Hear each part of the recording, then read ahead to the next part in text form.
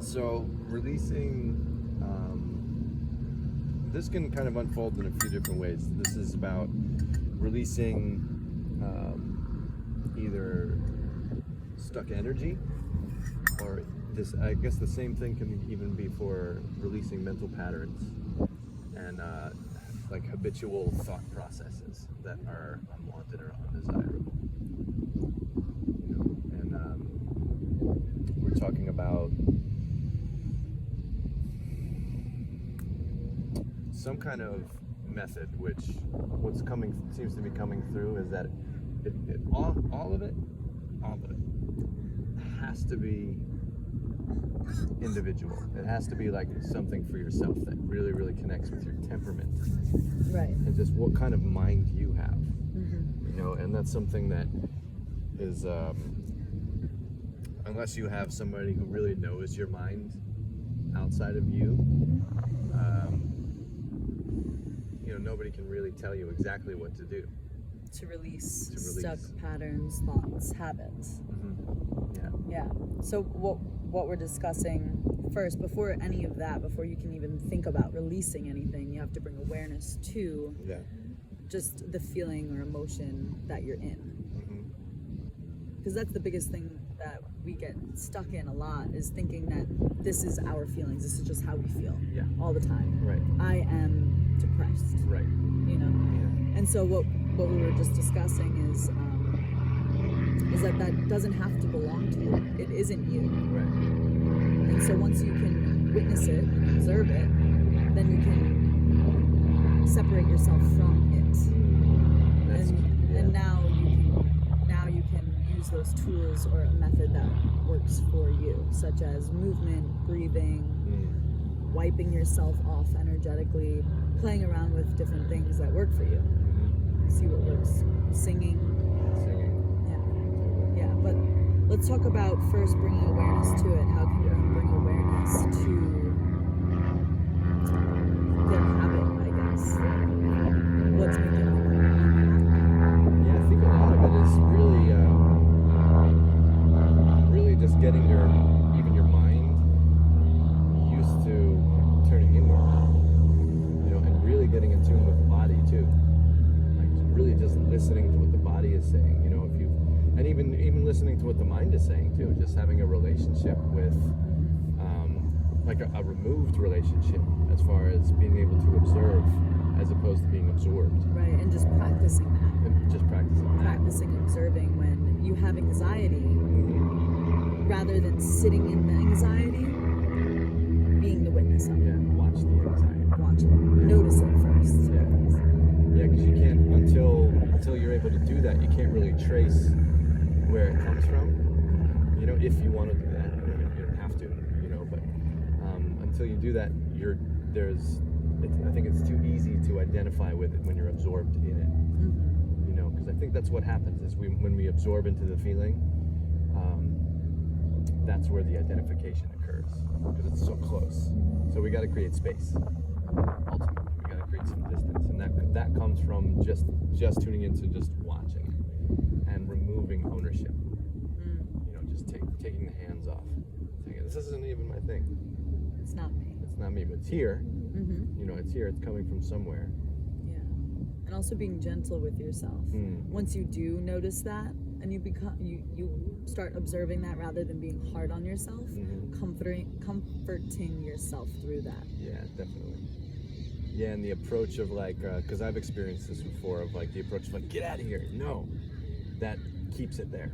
Right. You know, that's that. Right, or denying. Or denying. Denying that it's there and pushing it deeper within. Yeah, it's terrible. Will only allow it to grow. So it's important that you see it for what it is and allow it to be there all the time. Yeah, at least long enough to allow that that process of releasing the ownership. Because when you said that, like that really struck me as something really, really valuable, as far as just saying that doesn't belong to me. That's not mine. You know, I mean, that's just I feel like that's a huge movement. Yeah. I'll just like talk about maybe an example. Yeah. So, Yeah, please. so I'm just agitated today. Mhm. You know, all day, just like the littlest things, just annoying the shit out of me. Mhm. I'm just walking around getting agitated by people just like looking at me. You know what I mean? Like that's just an example, but Sure. and then something awareness kicks in, and I become aware that wow, you're being agitated. You're agitated over every little thing, Mm-hmm. but you don't have to be. You know, and then that's the moment where I realize, oh, I don't have to be. So it's not me. Mm-hmm. And then I can separate myself from it. Yeah. So for you, kind of like and again, this is just an example. This may not work for everybody, but for you, it seems like the realization of it doesn't belong to you helps to create that space Right. that's necessary to release. Right. Choosing that I have a choice. Yeah, right. Just acknowledging that. Acknowledging. So this is great because like any feeling that comes up, even if it's like a joyful feeling, this is a good thing to do with. You know? Because again, it allows us to have a more thorough and like and real relationship with our feelings. Which, no matter what the feeling is, whether it's desirable, friendly, or positive, or negative, or toxic, or whatever it is, any of them, I think this is a healthy relationship to have with all of our feelings. Right. You know, because then if it's a joyful feeling, I feel like we can enjoy it even more when we're not absorbed, because then we'll start to cling to that good feeling Right. as well. You Right. know? So we can appreciate it as temporary. Yes, and know that it's temporary and not get attached to it. This is awesome. This is awesome stuff, because now we're getting into even releasing like the habit to cling to things Right. as well in the Once first you place, to create those patterns that we don't want.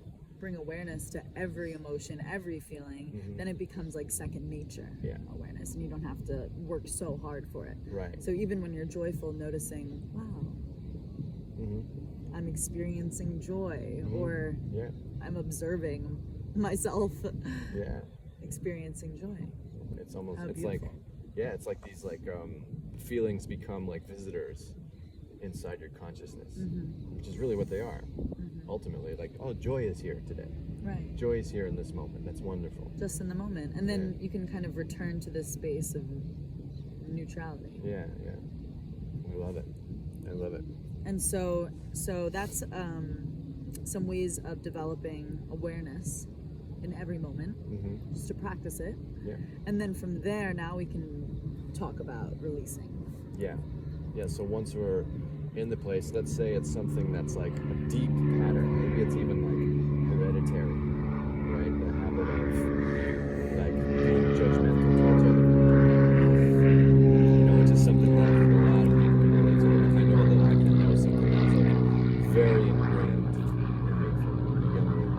Just being judgy. It's probably a Virgo thing too. Yeah, it could go either way. You could have the habit of judging others or the habit of judging yourself. Totally. And they often go together too.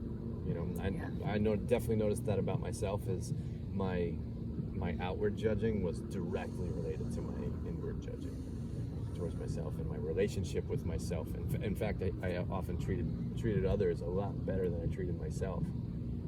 You know, it was just a small fraction of how I felt myself. So if it's something that deeply ingrained, what's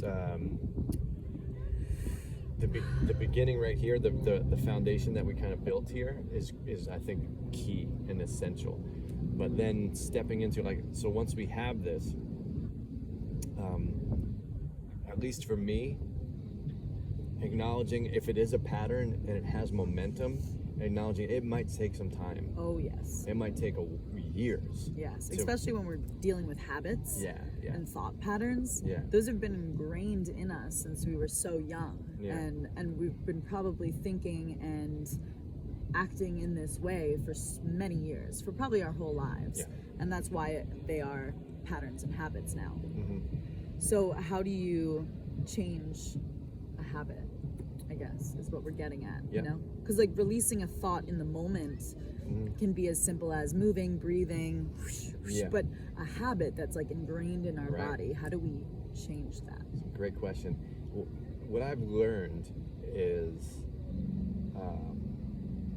the mind just loves habits. Right. It doesn't care what habits, if they're great habits or if they're toxic habits. It doesn't care. It just wants to have some kind of function, some kind of gears turning, some kind of rhythm going. So that being said, it's safe, but I also think really healthy to create new patterns, and either release the old patterns and create new ones, or create a new one that pushes the other ones out. Right. In a way. So even the old patterns that aren't there, like for example, for me, a new pattern that I created was practicing yoga, right? Even just physical yoga. That was a new habit I created in my life, was just doing some physical yoga every day. And what that pushed out of me ultimately was cigarettes and alcohol. It's amazing. Habits just went away. Right. I did the same thing. and that was my medicine, is replacing my old habits with new ones. Right. So I think that's something really, not to say that has to be the way that it's done, but it's definitely something that's worked for me and for you too. Absolutely. You know? It's been so powerful. And you get to make that choice too, when your old self or your old habitual tendencies come up. You now have the choice. Oh, I have this other habit that I can do instead. You do that other habit. And usually I find that the past habit, like I totally forget about that I wanted to go do that. Right. You know? Yeah. Something that's coming through for me right now too is your relationship with the habit. So how you meet the habit. Like we said before, if once you create awareness, the habit is there. How you meet that habit as it returns to show up when it still has momentum. So again, meeting it with resistance of like, no, I don't want this, I don't need this anymore, that's keeping it in place. So when you meet it with maybe in a more loving way or an accepting way of like, this is here, it's been a part of my life, and it's probably, it's in some ways even done you some good at certain points in your life, maybe. Right. So it is just acknowledging it as either a necessary or unnecessary function. It's a function that's a part of your life, and being like, and creating it and having a positive relationship with it. Yeah. As you release it. Yeah, communicating with yourself as you would a child, you know? Like, Totally. It's okay, I love you, we're working through this together. Yeah. And it's okay. Yeah. And we're gonna create some new things that make that's better for everybody. Right. Right. For me, when I was trying to give up alcohol for probably like 5 years. And every time I tried to give up alcohol, I was like, giving it up, I'm never going back to it, I'm cutting it off completely. You know what I mean? And having that attitude actually made it like that I only lasted a day, like every time. Yeah. And this time around I was like, all right, we're just gonna give it up for today. We're gonna make some tea, we'll make a little spritzer, like, you know what I mean? Like really giving myself, like comforting myself through the transition. Yeah. And being patient with myself and not being so harsh. Like, we're not gonna give it up forever. And that like really, really helped me. Yeah. I still don't say that. I can't like promise myself that. That's like Sure. that's like a really heavy promise Yeah. to promise something like that to yourself. Because then there's the fear of breaking your own promise. Yeah, but it's like, if I can just do it for one day, just day by day. And that brings up too, like if you do go back to it, then if you really condemn yourself to like, I'm done, I'm never doing it, then there's guilt. Right. Which is Right. one of the worst vibrations you can bring yourself to, is guilt, you know? And then that guilt is just like, oh, well, failed, might as well just continue on. There's a lot of potential for that to happen too. So rather than that, you meet yourself where you're at. Okay, you fucked up. Yeah. And now we get to start new Yeah. in this moment now. Yeah. I know when I was moving through cigarettes, it was a moment where, or a time period where I said, you know, I'm going to work on moving this out of my life. And I didn't even try to stop. But something that I did do was every time I had a cigarette, I would say, just something, every single time I had one, I would say, I don't need this anymore. You know, I don't need this anymore. and enjoy it. And I would enjoy the whole thing, you know what I mean? Mm-hmm. And eventually that became the new habit of like, this isn't necessary for my life anymore. I don't need this. This isn't something I need. Yeah. So maybe we can look at that with even with mental habits, like being judgmental, for example, or the habit of being irritated easily. You know, saying, we don't need this anymore. You know, we can look at, let's try a compassionate perspective and see if that pattern Yeah. can be set into Yeah. a groove. Yeah. So we were talking about replacing habits. Mm-hmm. So what you're saying is replacing the thought with a new Yes, rewriting quality of thought. it. Exactly. Yeah. So that's a way that you can release patterns of thought, is to replace it with a positive one Yeah. and practice that. It's not like one day you're just gonna wake up and think about all the beautiful things if you're used to thinking in a negative way. Yeah. But once you bring awareness to that negative way of thought, you can then replace it. And you don't even have to believe it, you know, just replace it Yeah. and just practice replacing it, and then you rewire your brain. Totally. That's what we're talking about. Yeah. Is a total rewiring, which is profound when you think about it. Yeah, and if you think Yeah. about rewiring your brain, that's going to take time and Yeah. patience Mhm. and work in the best way. Once you really start getting at it, this work becomes so joyful and Totally. amazing. Yeah. But at first it can feel like, what's the point? Yeah. Yeah. Or it can feel impossible. You know, it can feel overwhelming. You know, and that's why I think the mood is really important. Yeah. You know, almost even having, like, something that I did also was approaching it, like we talked about how you meet the patterns, and approaching it joyfully, in the mood of, or in the sense of like, I caught it, as like a little victory. You know, like, oh, I spotted it.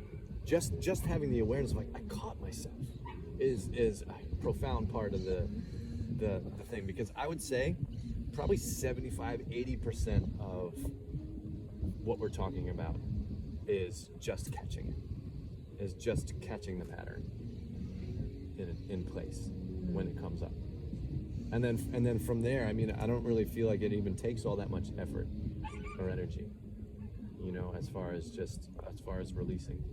Maybe the effort might, in the beginning anyway, be in resistance.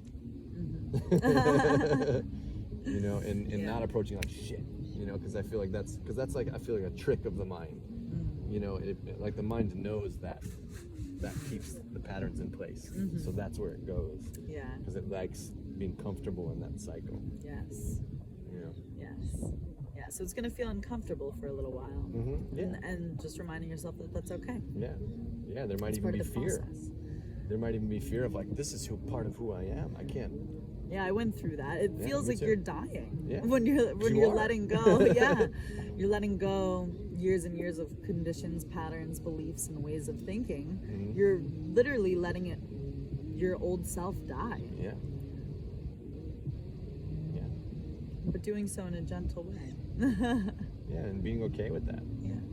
You don't lose anything when you die. You know, but you gain so much. You know, just being peaceful inside. Yeah, you create space.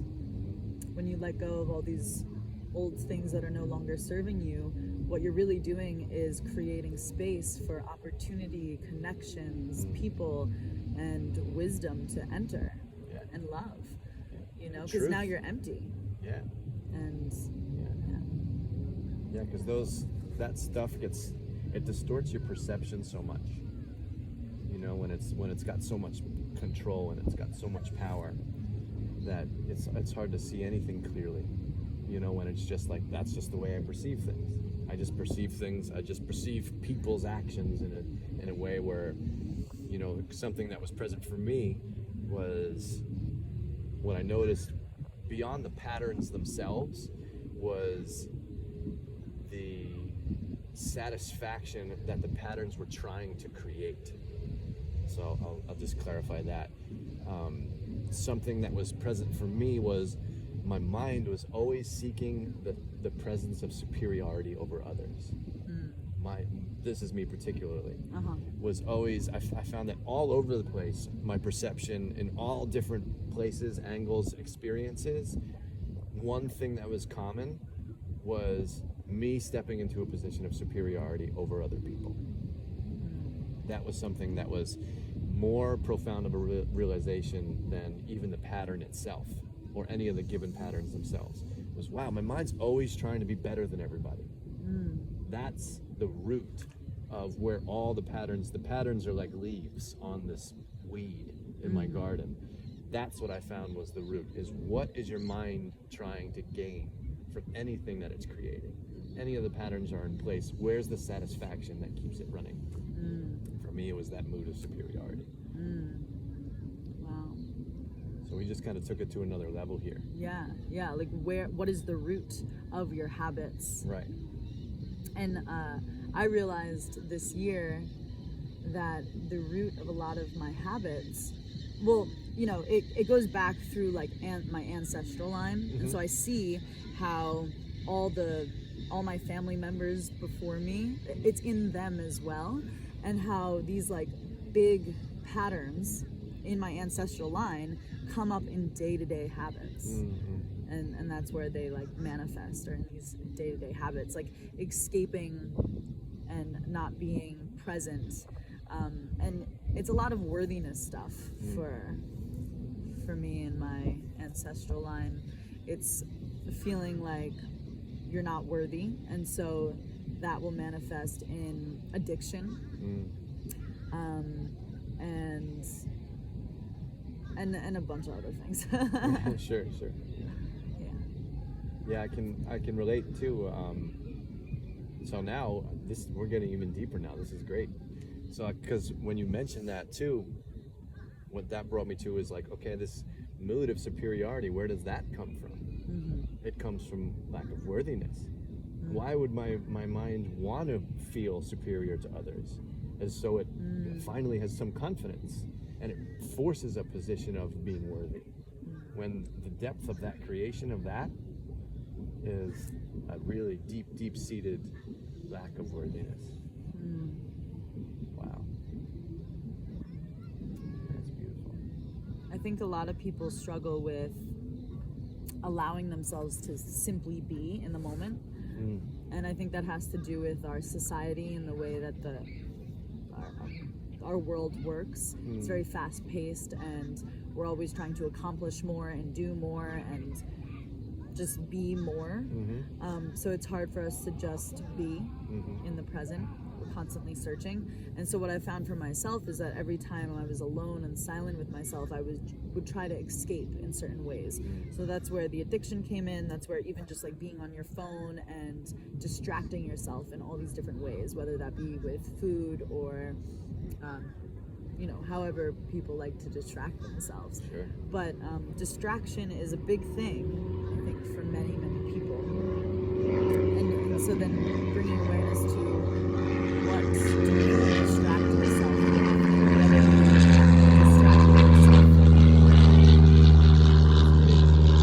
I can relate too, and I remember being on silent retreat, and was really there. The intention was to be alone, to be in your own silence, even amongst other people, but being alone in your own silence, and meaning not indulging even in thoughts, even in positive ones. One of the things that kept coming up for me is because my mind is just so creative, it's always coming up with like ideas and structuring things and fun stuff, really beautiful stuff. I noticed during that time was so much floods of creativity was coming through, and I had to like deny it. I had to like, and that's not what this time is about. This time is to be almost to sit with, am I afraid to be with my own loneliness? Am I afraid to be empty? Am I afraid to actually be nothing specific? You know, so that's huge. So we've kind of come to this really, really cool place of taking all the stuff that happens on the surface, you know, all the stuff that splashes on the ocean of consciousness, all like the mental patterns and habits and feelings and emotions and thoughts and all that kind of stuff. And we said, okay, we have some practices that we can place on that level, but then we also have allows that level to go to a deeper place of what's the mind trying to create, what kind of presence is the mind trying to create by doing all that stuff, by creating all those patterns and keeping them in place. There might be some kind of essence or presence that's looking at, and then looking where that presence comes from and what's the deep-seated kind of that thing is trying to fill. It's trying to fill some kind of lack or fear or something like that. And then taking that down another tier and saying all of that stuff seems to be kind of a way to distract from just being here, right now. So ultimately, we come to allowing ourselves to be okay being empty. Right. And I think before you can really get empty, there may be stuff that comes up in this process. Sure. Of these tears, you know, like rather than denying yourself feeling a certain emotion, really allowing yourself to feel that. And then once you allow yourself to feel it, then you make space to become more empty. Yeah. But if you deny yourself those emotions and again just like shove them down, similarly with like the habits and stuff that we were talking about. Yeah, just allowing yourself to feel what comes up in this process, because I think a lot will come up as you bring awareness and go through the steps that you were just talking about. Is going to be emotion, because a lot of emotion and memories are stuck in our body, and as we begin to bring awareness to all these things, they're going to come up.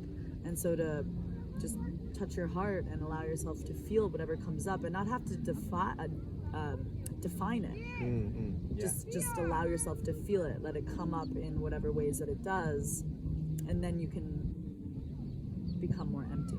Yeah, it's beautiful, because I think the underlying presence, no matter what tier you find yourself in or getting to or whatever it is, the presence of acceptance is really an essential aspect of this. Because I mean, if you think about even just, we could say to love it, but what does it mean to love something? It means to accept it for what it is and just allow it to be what it is. So if it's a toxic, negative pattern, okay, I love you. that's what you are. I'm here for you. Do your dance. You know, doesn't mean you have to wrap yourself around it and express and act through that. Right. You just let it come up, and inevitably, I think that because what we were trying to get to in this conversation was, how do you release things? And I think maybe releasing isn't an effort. It's not something you do. It's something that happens when you love something. You set it free. Beautiful. What do you think? I think that's beautiful. Think we got it? I think we could leave it there. Yeah, I think that feels good for me. Yeah. Awesome. Thank you so much for sharing. Thank you.